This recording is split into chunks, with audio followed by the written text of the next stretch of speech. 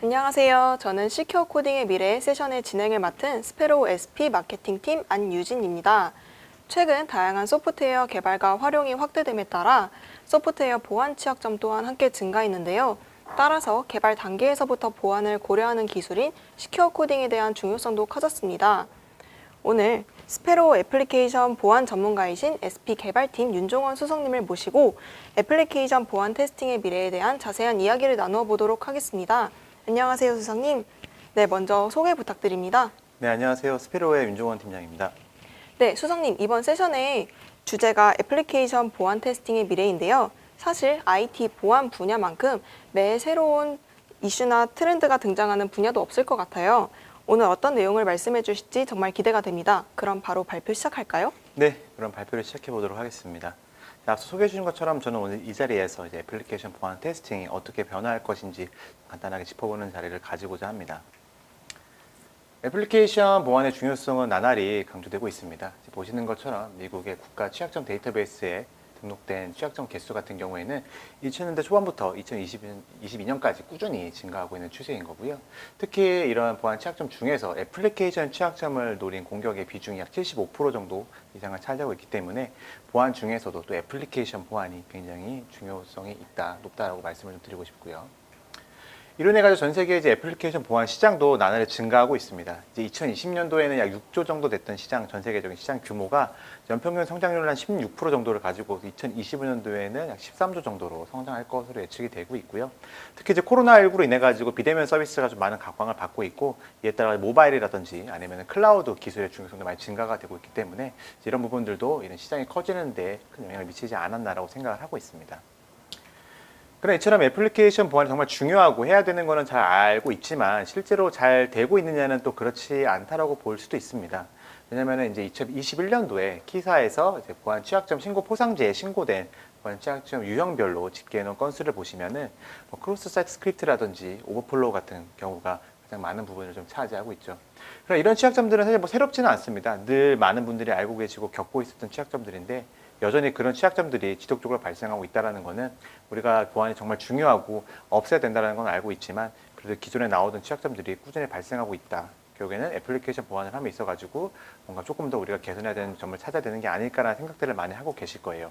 이런 거를 잘 하기 위해 가지고 저희가 또 새로운 패러다임, 새로운 개념들이 많이 제시가 되고 있는데 그 중에 대표적인 게 하나가 데브섹옵스입니다.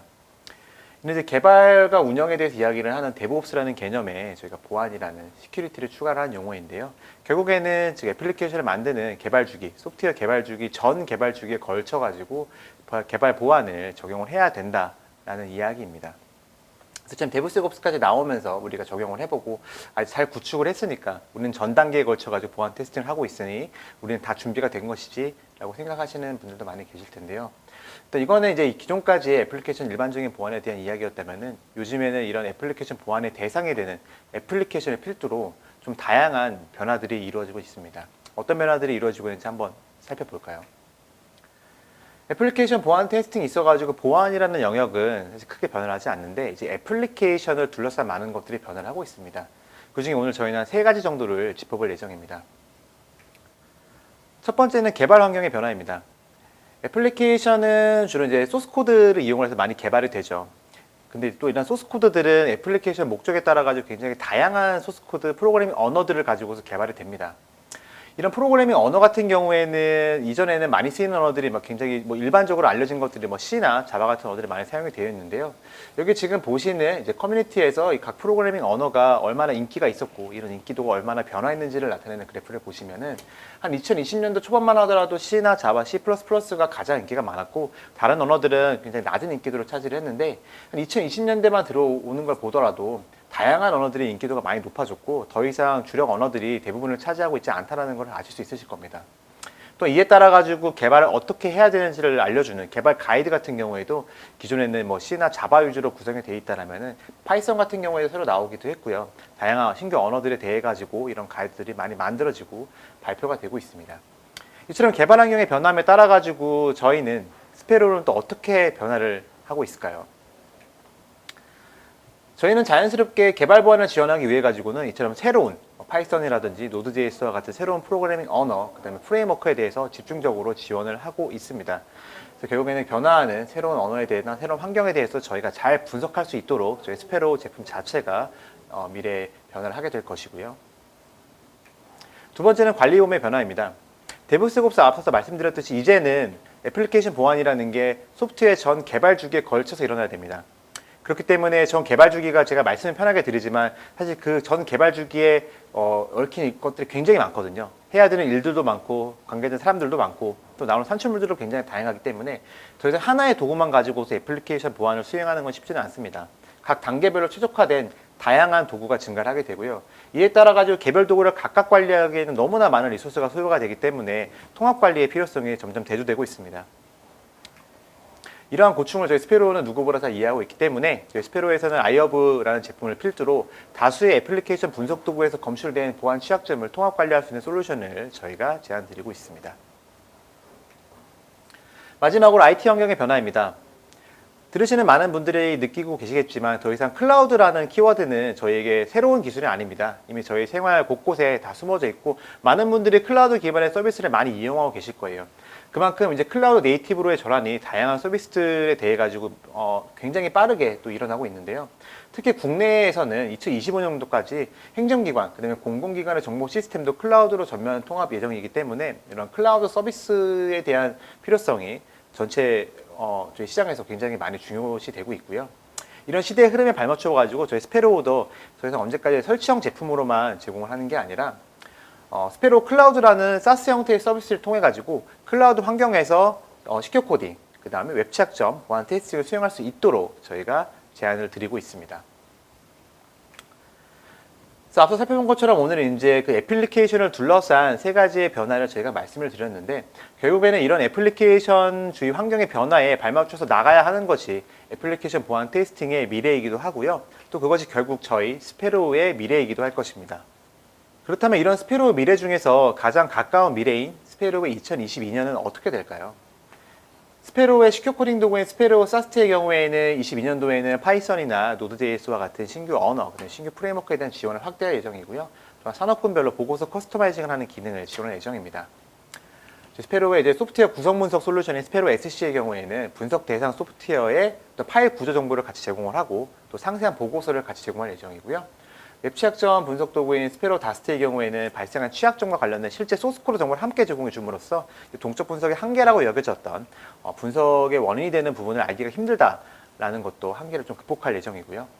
그다음에 데브스옵스 관리 도구인 스페로우 아이허브의 경우에는 다수 사용자나 아니면 권한, 역할 관리와 같은 데브스의 환경을 구성하고 관리하는 데 용이한 기능들을 제공할 예정이고 스페로우의 자가 방어 솔루션인 스페로우 RSP의 경우에는 애플리케이션을 실시간으로 저희가 모니터링하고 있다가 애플리케이션의 이상한 행동, 이상한 행위가 감지된다 그러면은 그것을 사용자에게 알려주는 이상행위 탐지 기능을 함께 제공드릴 예정입니다.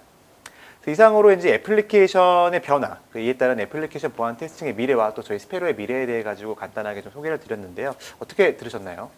정말 설명 잘해주셔서 귀에 쏙쏙 들어오는 느낌이었어요. 감사합니다. 네, 스상님 발표 잘 들었습니다. 네.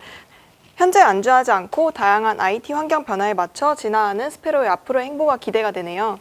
네, 이렇게 발표로 끝나기는 아쉬운 마음에 많은 고객분들이 공통적으로 궁금해하시는 질문 몇 가지를 간추려 보았는데요. 그럼 첫 번째 질문 드리겠습니다. 이미 시큐어 코딩 솔루션을 도입해서 사용 중인데 새롭게 웹 취약점 분석과 오픈소스에 대한 필요가 발생해서 추가로 도입을 검토하려고 합니다. 여러 개의 솔루션을 같이 도입해서 사용해도 가능한가요? 또한 관리 포인트를 한 개로 통일할 수 있나요? 라고 질문하셨는데요.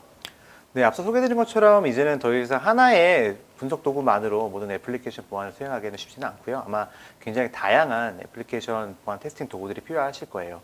이런 것들을 당연히 관리하시는 데 굉장히 많은 노력이 들 것이기 때문에 저희가 가지고 있는 스페로우 아이허브라는 솔루션을 통해 가지고 이러한 보안 취약점들에 대해서 통합으로 관리를 할 수 있고 또 데브스옵스 환경을 구축하는 데 좀 많은 도움을 드릴 수 있을 거라 생각을 하고 있습니다. 네, 단일 플랫폼을 통해서 모든 취약점에 대한 정보를 한눈에 볼 수 있어 실제 여러 솔루션을 사용해 취약점 관리가 복잡한 고객에는 아주 유용한 솔루션이 될 수 있겠네요. 그럼 두 번째 질문 드리겠습니다. 저희는 앱을 개발하는 스타트업으로 중소기업인데요. 애플리케이션에 대한 동적 분석 솔루션이 필요한데 실제 분석을 분기별로만 진행하는 수준으로 도입 비용이 높아 구매를 망설이고 있습니다. 분석별로 구매가 가능한 경우가 있나요? 네, 이제 분석량이 많지가 않거나 또는 이제 특정 시기에 분석을 수행을 하셔야 되는 경우에는 비슷한 고민을 하는 분들이 많으실 거라고 생각을 하고 있습니다.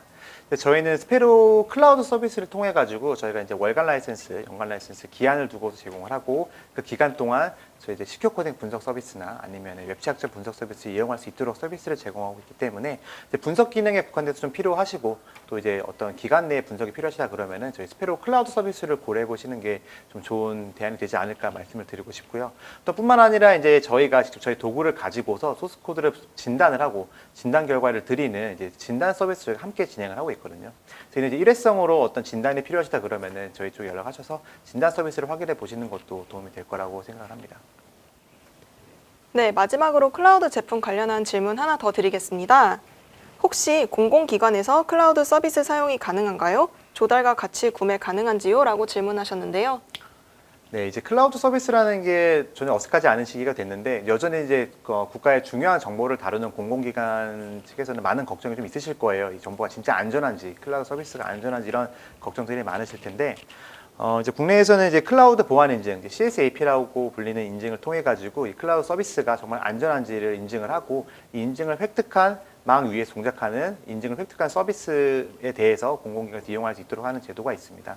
당연히 저희 스페로 클라우드의 경우에도 이 인증을 획득하기 위해서 현재 노력 진행 중에 있고요.